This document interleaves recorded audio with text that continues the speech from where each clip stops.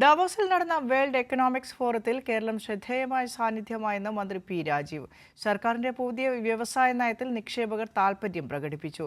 ആദ്യമായാണ് world economics ഫോറത്തിൽ Keralam pavilion ഒരുക്കിയതെന്നും മന്ത്രി പറഞ്ഞു. ദാവോസിൽ നടന്ന വേൾഡ് എക്കണോമിക്സ് ഫോറത്തിൽ കേരളത്തിന്റെ സാന്നിധ്യം വലിയ വഴിത്തിരിവാകുമെന്നാണ് സർക്കാരിന്റെ പ്രതീക്ഷ. നമുക്ക് നല്ല രീതിയിൽ ഇൻവെസ്റ്റ്മെന്റ് വരും. കൃത്യം ഫിഗർ നമ്മൾ 22-ാം തീയതി നിങ്ങളോട് പറയാം എത്ര വരും എന്നുള്ളത്. നല്ല രീതിയിലുള്ള ഇൻവെസ്റ്റ്മെന്റ് വരും. ഇൻവെസ്റ്റ്മെന്റിന്റെ കൺവേർഷൻ റേറ്റ് ഇന്ത്യയിലെ മറ്റേത് സംസ്ഥാനത്തേക്കാൾ ഉയർന്നതായിരിക്കണം. ഇതാണ് ഞങ്ങൾ ലക്ഷ്യം വയ്ക്കുന്നത്.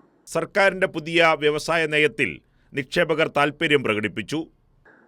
സിഫി അവർ ഡാറ്റ സെന്ററിന് വേണ്ടി നേരത്തെ തന്നെ നോക്കിയിട്ടുണ്ട്. അവർ പ്രധാന കേന്ദ്രമായിട്ട് ഇവിടെ മാറ്റാൻ ഉദ്ദേശിക്കുന്നുണ്ട്. ഹിറ്റാച്ചി ഇന്ത്യ, TVS ലോജിസ്റ്റിക്, അതോടൊപ്പം തന്നെ ഗ്രീൻകോ അവർ പ്രധാന കമ്പനിയാണ്.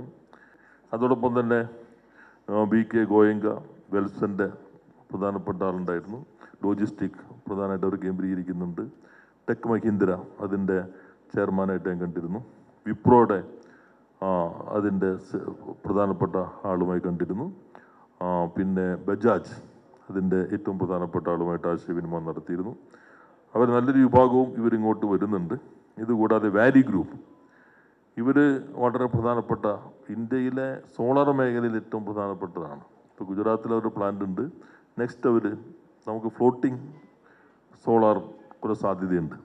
ഫ്ലോട്ടിംഗ് അതിന് പ്രത്യേക മാനുഫാക്ചറിങ് അത് ഇവർ അതിനകത്ത് ഇൻവെസ്റ്റ് ചെയ്യാമെന്ന് പറഞ്ഞിട്ടുണ്ട്. കൂടുതൽ നിക്ഷേപകരെ കേരളത്തിലേക്ക് ആകർഷിക്കാൻ ആകുമെന്നാണ് സർക്കാരിന്റെ പ്രതീക്ഷയെന്നും മന്ത്രി പറഞ്ഞു. നമ്മളെ സംബന്ധിച്ച് നമ്മൾ കണ്ടതിനപ്പുറത്തേക്ക് നമുക്ക് കേരളത്തെ വിസിബിളാക്കാനും നമുക്ക് തന്നെ കുറച്ചുകൂടി യെസ് വി ക്യാൻ എന്നുള്ള കോൺഫിഡൻസ് ഒന്ന് ഉറപ്പിക്കാനും സഹായിച്ചിട്ടുണ്ട്. കൈരളി ന്യൂസ്, തിരുവനന്തപുരം.